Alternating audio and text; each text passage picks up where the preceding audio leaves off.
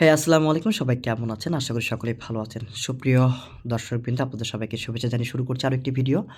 তো প্রাইমারির শেষ সময়ের প্রস্তুতি আসলে কেমন হওয়া উচিত এই সম্পর্কিত কিছু কথা আমি আপনাদের সামনে বলবো এবং এই কথাগুলো আপনি ফলো করলে প্রাইমারির যে পরীক্ষা হতে যাচ্ছে এই পরীক্ষায় আপনার সর্বোচ্চ নম্বর তুলে নিয়ে আসার সম্ভাবনা থাকবে।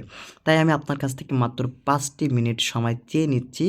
দয়া করে এই ৫টি মিনিট সময় আপনি দিয়ে বক্তব্যটি ঠিকঠাক মতো শুনুন। তাহলে বুঝতে পারবেন যে বাকি ১৫ দিনের প্রস্তুতি কেমন হওয়া আসলে উচিত। প্রথম কথা হচ্ছে আপনারা যারা যেকোনো একটা কোর্সে যারা ভর্তি রয়েছেন, বিদ্যাবাড়িসহ বিভিন্ন ধরনের স্যার বা কোচিংয়ে ভর্তি রয়েছেন, তারা থাকেন, অসুবিধা নাই। কিন্তু নতুন করে যদি কেউ বলে যে আমাদের ক্রাশ ব্যাচ বা অন্য কোনো কোথাও ভর্তি হয়ে যাও, তোমাকে খমন দিয়ে দিব, তো এদের পাল্লায় পড়তে যাবেন না। প্রথম কথা। দ্বিতীয় কথা হচ্ছে টাইম লস করবেন না, সময় লস করবেন না, পড়তে থাকবেন। আলসামি লাগবে কিন্তু নিজেকে বোঝান যে চাকরিটা অবশ্যই আপনাকে পেতে হবে। তো সেই কারণে পরিশ্রমের বিকল্প নাই, পরিশ্রম না করলে হবে না। এখন আমি বলব যে কোন টপিকটা আপনারা আসলে পড়লে আপনারা কমন পেয়ে যাবেন। এর আগে আপনাদেরকে বলি এখন শেষ সময়ে আপনি কোনটা পড়বেন। শেষ সময়ে আপনি যেটা করবেন সেটি হচ্ছে বিগত বছরগুলোর যে বিসিএসের প্রশ্নগুলো এগুলো আপনার ঠোঁটস্থ বা মুখস্থ থাকতে হবে। বিগত প্রাইমারির প্রশ্নগুলো আপনাকে রিভিশন দিতে হবে। বিগত শিক্ষক নিবন্ধনের প্রশ্নগুলো বিশেষত ম্যাথ, বাংলা, ইংরেজি এগুলো আপনাকে পড়ে রাখতে হবে। কেননা এইখান থেকে আপনি 60 থেকে না হলে 60 পর্যন্ত 40 থেকে 60% পর্যন্ত আপনার রিপিটেড প্রশ্ন কমন পেয়ে যাবেন। ২-১টা প্রশ্ন নতুন থাকবে।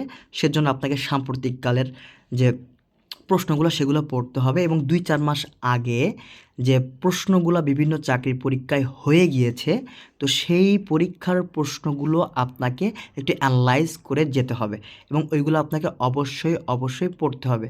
যদি ওগুলো না পড়েন তাহলে দেখা যাচ্ছে ওইখান থেকে আপনার প্রশ্ন চলে আসবে।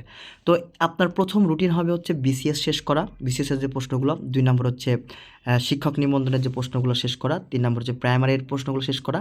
রিভিশন দেওয়া। আশা করছি শেষ করে ফেলছেন। যদি আপনি কিছুই না পারেন তবু বিসিএসের যে সালগুলো রয়েছে সেগুলো আপনাকে শেষ করতে হবে এবং সাম্প্রতিক সময়ে বিভিন্ন পরীক্ষায় পড়ে যাওয়া প্রশ্নগুলো বিভিন্ন প্রশ্ন ব্যাংক আপনারা দেখবেন পাবেন বা আপনি যদি পারেন কারেন্ট অ্যাফেয়ার্স সংগ্রহ করে নেবেন।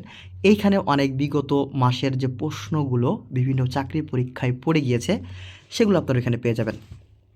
তো এগুলো পড়বেন। আর ইংরেজির ক্ষেত্রে যদি আমি আপনাদেরকে সাজেশান দিতে যাই তাহলে আপনাকে বলতে হয় অবশ্যই part of speech, number, gender এখান থেকে পড়বেন। তারপরে হচ্ছে ওয়ান ওয়ার্ড থেকে পড়বেন, ফ্রেজ থেকে পড়বেন, প্রিপোজিশন থেকে পড়বেন। এখন এটা তো হিউজ একটা সিলেবাস। এই সিলেবাস থেকে আপনি কোথা থেকে পড়বেন?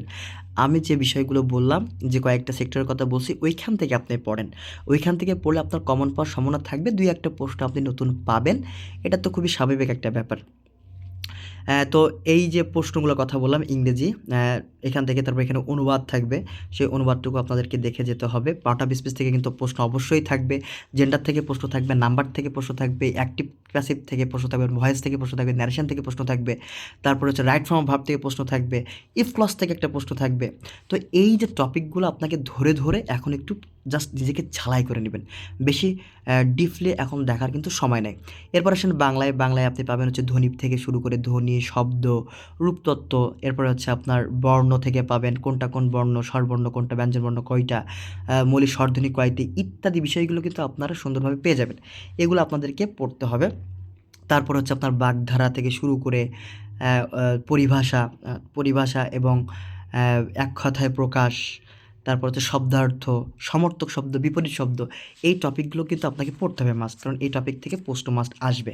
তো একবার নিজেকে ঝালিয়ে নিন। এখান থেকে আপনি 25-এর ভেতরে ন্যূনতম 20-22 যদি আপনি এখানে যদি নক করতে পারেন তাহলে অবশ্যই আপনার জন্য ভালো হবে। সাধারণ জ্ঞান আপনি সাম্প্রতিক ঘটনা বেশি পড়ার দরকার নয়, অল্প পড়ুন। প্রাইমারি পরীক্ষায় সাধারণ জ্ঞান থেকে বেশি সাম্প্রতিক লেভেলের প্রশ্ন আসে না।